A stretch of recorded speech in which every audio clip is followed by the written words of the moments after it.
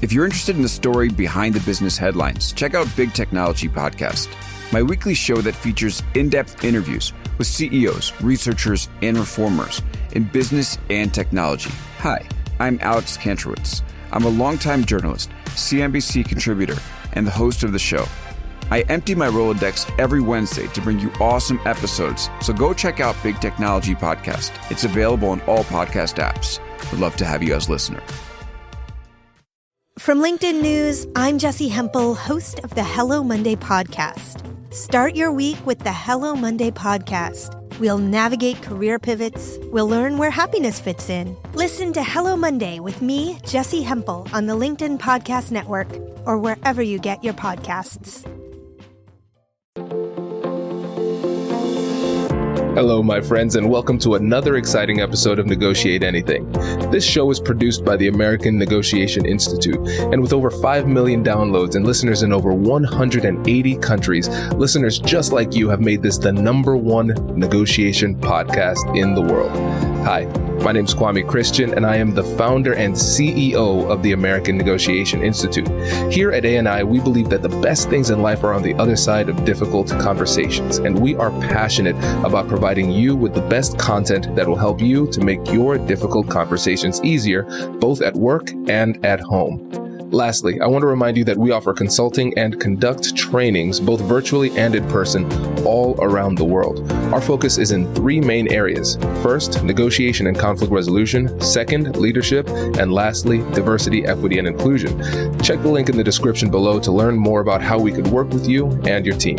And now, without further ado, let's jump into the interview.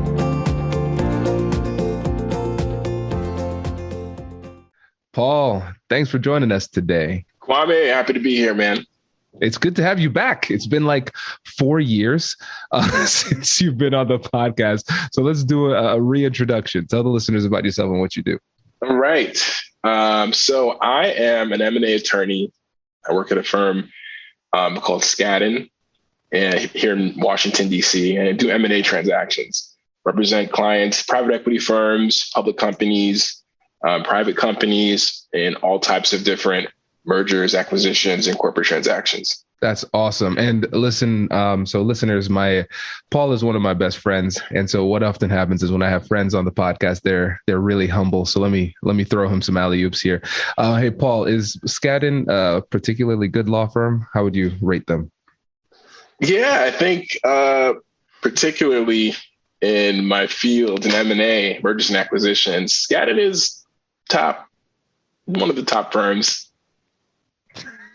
I don't know where this humility is coming from, but if I recall correctly, it's like one of the #1 M&A firms in the country. So this is a big deal. And so the types of deals that you work on with mergers and acquisitions are pretty substantial. Can you give an example of what those deals those look like for the listeners? Yeah. So typically, we'll represent a, Fortune 500 company, and we'll help them buy or sell part of their business to another Fortune 500 company or a private equity firm. And so typically our deals are valued anywhere between 800 million to $20 billion. I think the biggest deal that I've worked on was, about 8 billion. But we deal with a lot of really, really big numbers in our deals. And so, yeah, it's just all across different industries too, in healthcare, in tech, in agriculture. I actually worked on my last deal that closed was representing a private equity firm and going into a joint venture with another private equity firm to buy like the biggest mushroom company in North America, which is so random, but it's really interesting. We get to we see all types of things that come across our desks, Scott. And so it's a pretty cool position, cool firm. That's awesome. That is great. So yes, listeners that just, want to make sure that y'all know that we're dealing with an expert here today. And so this episode is going to be a little bit different. So it's going to be less directive in terms of telling you exactly what to do. It's going to be more of an open conversation about negotiation styles, which will be cool. And so when I was talking to Paul before the interview started, he was talking about his approach to negotiation, and then recognizing that different approaches are received differently from different people. So let's just start there, and then we'll just chat from there. Sure. So I think that I've had the most success in life, not just negotiations, but literally in any aspect of life, when I am likable. So I generally try to establish some type of rapport with opposing counsel on these deals, whether it's, finding anything we have in common, if we went to the same school, or, if we play the same sports. And a lot of times that's not very apparent or obvious. So it takes a little bit of digging, but I try to find something that I have common ground with just to establish that. So I try to be likable. I try not to go in heavy handed on anything. And I usually always, my key kind of go-to is just basically trying to be likable. Yeah, no, I mean, it's simple, but often overlooked, especially in the legal world, speaking as a lawyer, and I think one of the things that's challenging about what we do is that we have high billable hour rates.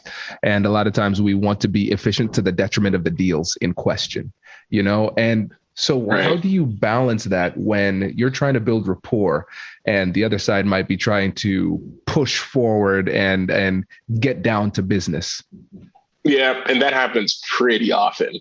So, when that happens, I typically try to, to be receptive to the fact that, people's time is precious, and that, we are charging somebody else for the time that we're exchanging niceties. So the thing about being personable, I don't think that it takes very long to at least establish just the general baseline of rapport that I try to do in these situations. I mean, it's literally just hey, how you doing? How's your Thursday? If it was a holiday weekend, how was your holiday? And then we get to business. So most of the time, I think people will, reciprocate, but sometimes it's kind of like hey, cool, let's get started. And then, I smile, and then we keep it moving. Yeah. And I think that's a really good point to make, because sometimes people feel almost like forced or obligated to engage in the chit chat and rapport building, which is important when the other person is clearly resistant to it. Like you can't bully somebody into having a friendly conversation. That's just not how it works. And then if you do that, it becomes weird. It creates a weird dynamic and the tension between you and the other side. And so what you're doing really is you're respecting them. They've clearly showed you how they want to be treated, and they want to be more focused on efficiency. And so you acknowledge it and say, hey, it sounds like you want to move forward. So let's move forward. And you transition into business politely. So I think that's important, because you're not forcing anything. Mm-hmm. Yeah. Now, there are times when that works and the other person's they engage in some chit chat. But then there are other times where you're dealing with a force, when you have billions of dollars on the line, you run into some big egos and some big personalities, and some strong personalities. So can you describe what those stronger, more difficult personalities look like in your world? Whew. Okay, so no names, Paul. Don't say any names. No, I will not say any names or any firms. But there are some very notorious characters and individuals, and so I think the tough guys are particularly the ones who it is literally straight business. It's not even a hello. It's not a good morning in an email. It's not even like they don't even waste time in niceties via email, get alone in person. It's just questions. Answer. I don't like your answer. Your answer is stupid. Why would you have this answer?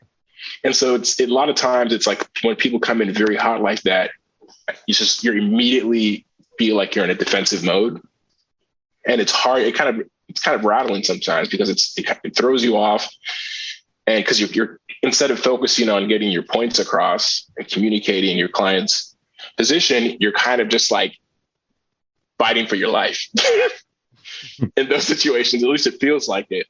So yeah, they're just very, very abrupt, very, they're not really receptive to any type of gray area when it comes to, to the deals or the work that we're working on, which is hard because there's a lot of gray area in deals. But sometimes people just want to be so focused on the black and the white that there's just very little room to even discuss the grays. So it's very difficult when you get those guys on the other side.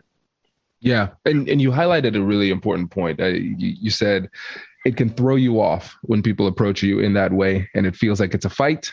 And the key word that I want to focus on is the feeling part, because we have the strategy that people are going to use. And then we also have on the other side, the emotional impact of the strategy that people use. And so what often ends up happening is that we break rules. One of the fundamental rules of negotiation, where you never trade emotion for substance. And so, for instance, if you think about it in a very basic way, you think about a toddler.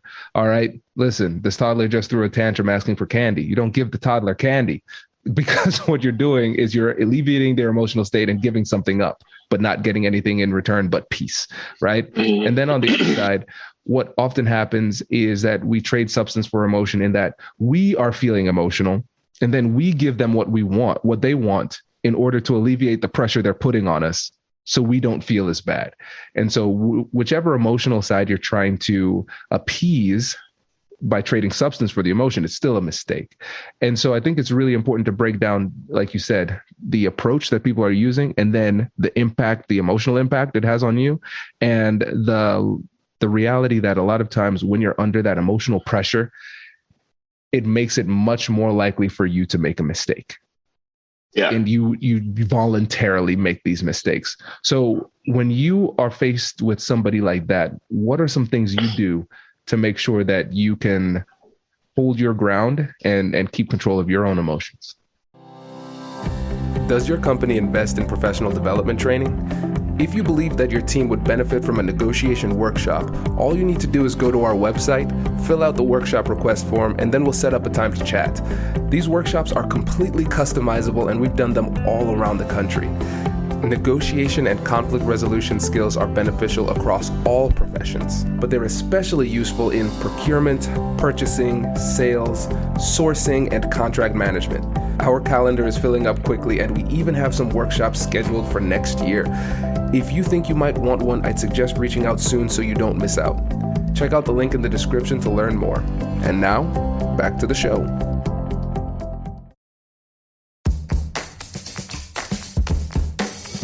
Hey you, I'm Andrew Seaman. Do you want a new job? Or do you want to move forward in your career? Well, you should listen to my weekly show called Get Hired with Andrew Seaman. We talk about it all, and it's waiting for you, yes you, wherever you get your podcasts. Raise the rudders! Raise the sails! Raise the sails! Captain, an unidentified ship is approaching. Over. Roger. Wait, is that an enterprise sales solution? Reach sales professionals, not professional sailors. With LinkedIn ads, you can target the right people by industry, job title, and more. We'll even give you a $100 credit on your next campaign. Get started today at linkedin.com/marketer. Terms and conditions apply. Yeah, so it is a lot easier said than done, but I focus. I find that it's very important, just like anything else in life, just to be really prepared, especially when you know what you're dealing with. If you've had a previous conversation and you realize, okay, this person is like this, then I just focus on being prepared and having my facts and my points that I'm trying to establish so that it's very clear. I'm here to talk about X, Y, and Z. I don't care that you're giving me A, B, and C. We're going to talk about X, Y, and Z. And I've also found that it's very helpful in those situations when you get somebody who's just not, who's trying to win with emotion. I like to let them be. I like to be silent and kind of just let them listen to themselves talk. I find that it's a little bit disarming when somebody is being very aggressive with you and you just give them nothing back. And then what I found is normally they kind of, if they're emotionally intelligent, they'll kind of get to a place where they like realize, oh my God, this is a little weird, awkward, and then they'll tone it down themselves. Okay, this is good. This is good because we talk about silence a lot. And I think it's something that people hear all the time. Oh, in negotiation, you silence. And again, easier said than done. Very easier said than done. Because people are coming at you with absolute fire. Yeah. Absolute fire. So when you're feeling that pressure to respond, because you, like you said, it feels like a fight. Sometimes we have that fight or flight response, and then we fight with our words oftentimes. And so I'm sure there are times where there's something that you want to say and you hold back. So I really want to get into this mentally in your mind.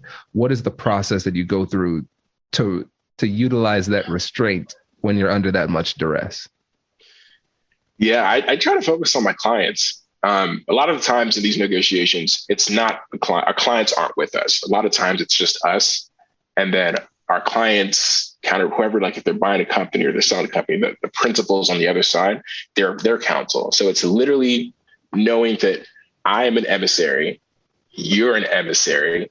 At the end of the day, our client has sent us to discuss these things. And our objective is to get from point A to point B. Now, if we're not able to communicate, and if I'm not able to address the points that we're trying to address, we both kind of end up looking dumb to our principals, because we have to go back and report. And so if I think good lawyers always keep that in the back of their mind when they're having these negotiations, because it's not my company, it's not your company. Like, we're doing a job for someone. And so if we stick to the facts, the more we stick to the facts, the quicker we get things done, and our clients are both happy. And the cool thing about doing these deals is that there's a lot of room for both parties to win. You may not win everything, but you can both. A lot of times I feel like it's possible for my client to walk away feeling happy and your client to walk away feeling happy, and to just try to focus on finding those areas and knowing that this is a task that we've been sent to do, is what keeps me from going off the deep end. Have you ever seen, there's like these memes where people go to Chipotle, or these video memes, people go to Chipotle and like ask for, a chicken burrito, and the person in the Chipotle line will give them like a little half spoon of chicken. And the person will get really angry and say, "It's not your chicken." Give me a full spoon. It's literally, you didn't buy this chicken. I'm here. So I always think about that. It's like, let's focus on what's here in the job that we're supposed to do. Let's not get emotional about things that aren't directly affecting us, and, focus on the task at hand. I love this. And now that's going to be in my mind all the time. It's not chicken. That's hilarious.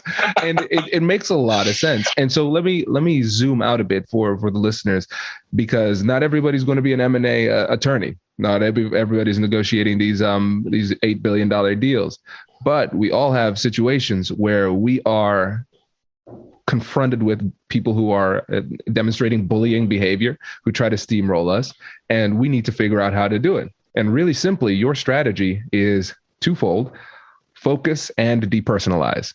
So you're here for a specific objective. Whatever that objective is, we have to figure out what that thing is and stay laser focused on it. And then just ask ourselves, hey, is this behavior, is responding emotionally in this moment, is that going to get me closer to my objective? Most likely not. So it keeps you focused. And that's really important. Yeah. And then depersonalizing it is great too, because you're saying, hey, at the end of the day, it's not my money. I'm here for my client. And I used to think that too all the time with my client. I was like, at the end of the day, it's not my problem. I want to help. I want to help you solve your problem. That's what I'm here to do. But I can be a bit more emotionally detached if I realize it's not my problem. And so if we can find ways to make sure in whatever difficult conversation we're having to figure out what it is our goal is and focus on that, and then depersonalize the situation, then our emotions are going to have less of a negative effect on our ability to handle ourselves in these conversations. Yeah. Yeah, absolutely. I like that. Focus and depersonalized. I did not realize that my strategy had a name, but I like that name. Now you do. Now you do. The Paul Bolaji special.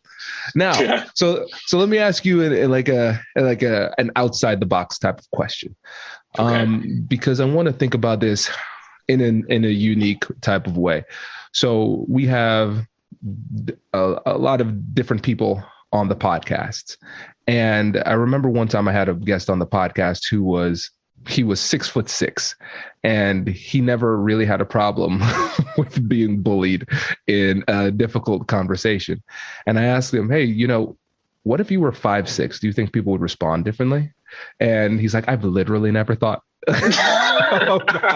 about what that would be like. And so I have my one of my friends, Alexandra Carter, who wrote a really great book on negotiation. I think she's about 5'2", 5'3". And in one of her LinkedIn posts, she's like, when I enter a negotiation, people don't see me coming. No, literally they don't. I'm very small, right? And so that's going to have some kind of impact, because the way that Alex Carter would negotiate, which is exceptionally effective, is going to be received differently than the guy who's 6'6", right? And so I hate that I'm saying this because I hate feeding your ego.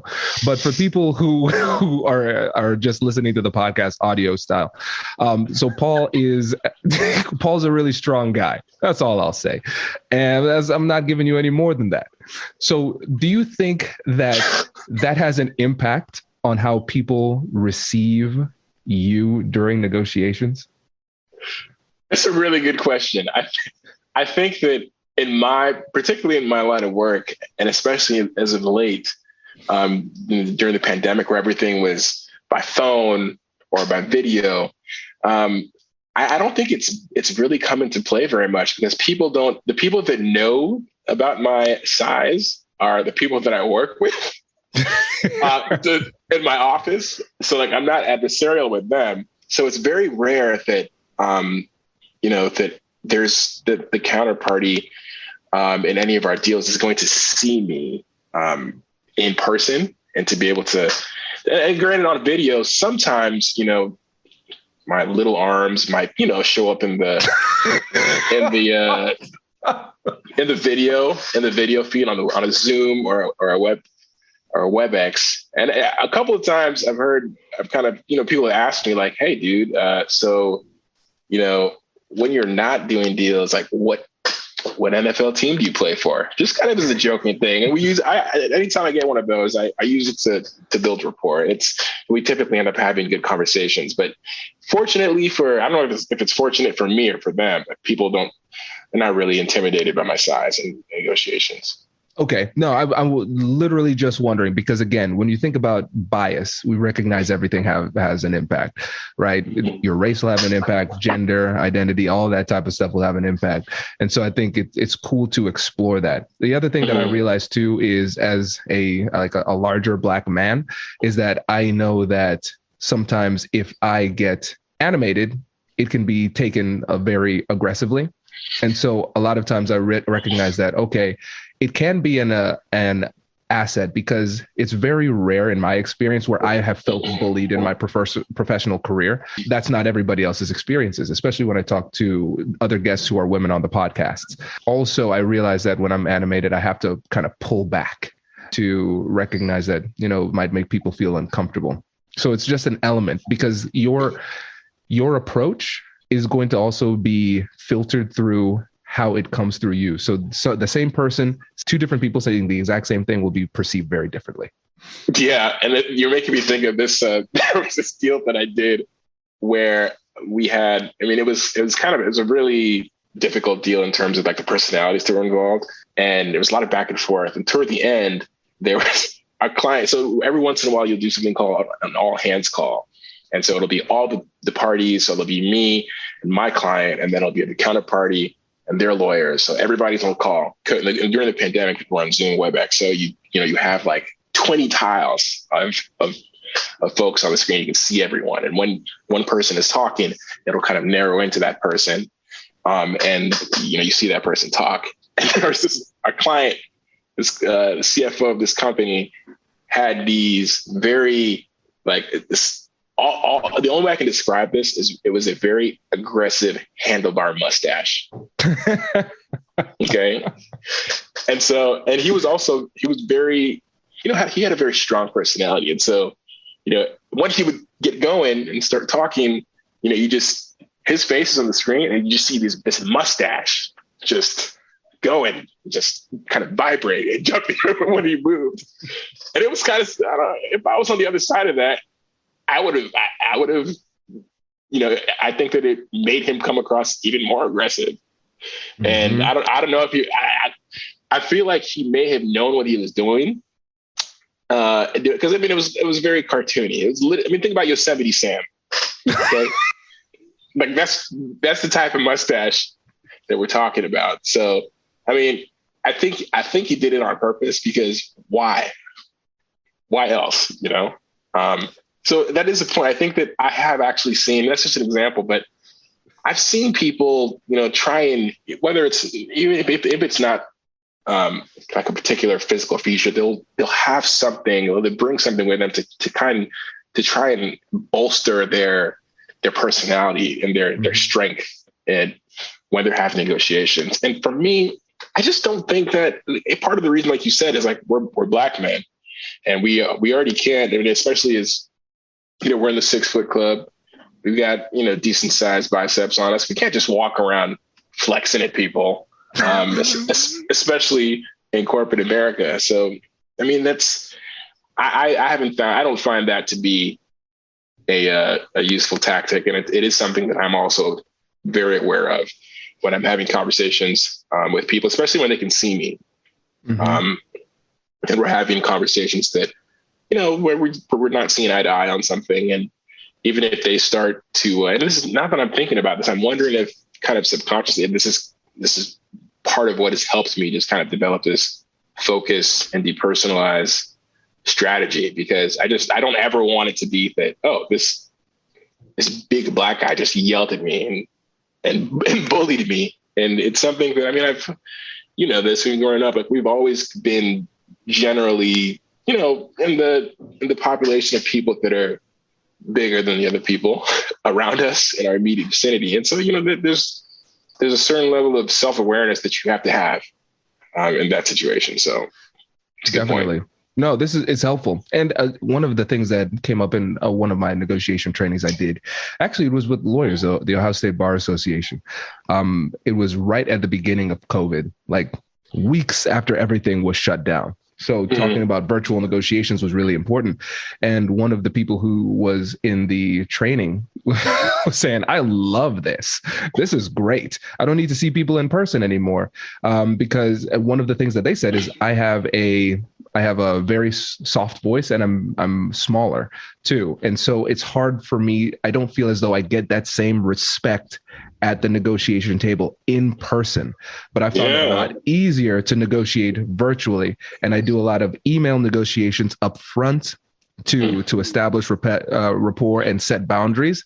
But then I would transition on to Zoom, and they actually felt more comfortable just not having the camera on for those reasons. But you can do things with your camera angle so nobody knows your size too. So like Zoom and just video calls, those type of things, it's kind of levels the playing field to a certain extent with some of those physical dimensions. And again, the reason why we have to explore this is because it matters. Because when I was talking to a former FBI agent, Joe Navarro, when he was on the podcast, he's the author of What Every Body Was Thinking. It's a body language book, great book, and another one called Be Exceptional.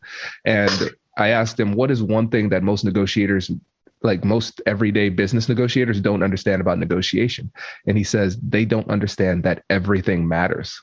The way you walk, the way you talk, the way you introduce yourself, all of these things, every single thing that people are perceiving matters. And so I think some people might listen and it might sound like our conversation has become superficial, but it's not. Because even though these things we could say theoretically or logically should not matter, we don't live in the theoretical world. We live in the real world, and psychology is real, and people are going to perceive things differently. And one of the things that I started doing is, after tough conversations with people, is asking them how I made them feel during the interaction. So not like, what did you think about what I said? I'm saying, how did I make you feel during it? And I've been surprised, Paul, because sometimes I thought like I handled it well and treated them respectfully. And they're like, no, I felt like you dominated that conversation. No, I felt like you belittled me in this way. And I was like, I was trying really hard to be empathetic. And I would, instead of getting defensive, I would say, okay, tell me more. Was it particularly what I said? Was it the words that I used? And sometimes it's your tone. It was the tone. It was the way that you said it. It's like, okay, this is interesting. So I think it's important whenever possible to get that feedback to see how what you're saying is perceived, because sometimes if you just look at the transcript of what was said, it doesn't tell the whole story because the perception is going to be different for different reasons. Yep. No, that's true. And there's that I can definitely think of a few times where I've in talking and been on the other side of that, not being the person who is, asked for feedback, but who has been asked for feedback and realized that somebody thought that they were saying something. The words that they said were the words, but the way they said it was told a completely different story. So that's absolutely real. And I come across that all the time. Oh yeah. So that's why it's so important to get training, to get feedback. And even with my wife, if you're married, my gosh, I worked I know you probably get this too. We work super hard for our law degrees. And now all of a sudden when they say you're acting like a lawyer, it's an insult. Bro, my wife, that's like her. It's funny because like she'll say, and sometimes it's made me have to really stop and think. Because like, when they tell you go to law school, they say it changes the way that you think. Yeah. Like that's what everybody told me. Law school will just change the way you think and will change the way that you process information. And like it actually has. And in a way that it's hard to even like distinguish it to see it, but other people can see it. And so my wife will tell me all the time if we're having, not all the time, but in certain instances when we're having a disagreement or something, or even if we're just talking, she'll be like, hey, could you stop lawyering me? Cool, thanks. And my first instinct is to say, prove it. How was I a lawyer? What did I say? And then when she tells me, I'd say, a reasonable person would not have been offended by that. And of course, that goes nowhere. All downhill. We have to learn how to turn it off. Yeah. This is great, man. I appreciate this. This has been really helpful. And now for the listeners, before you go, can you let them know again how to connect with you, maybe LinkedIn, and just a reminder of who you are? Oh, yeah, sure. So I'm Paul Bolaji, and you can find me on LinkedIn, just Paul O, and then Bolaji, my last name, Bolaji. I'm happy to chat with anybody who's interested in law school, anybody if you've got work that I could possibly help you with, or my firm could. Like I said, we have a little bit of expertise in M&A, so happy to connect. Perfect. Thanks, brother. Really appreciate it. Thanks, Kwame. Congratulations, you've just joined an elite club. By listening to a full episode, you're now officially on the Negotiate Anything team. So welcome aboard. What most team members do is they subscribe to the podcast because that allows them to automatically get the latest episodes of the show. The best things in life lie on the other side of difficult conversations. Keep learning, keep practicing, and keep getting better. Your relationships will improve, your career will soar, and you'll have the confidence you need to get the most out of these crucial conversations. Again, thank you for joining the team. We're excited to have you, and I will see you in the next episode. I'll catch you later.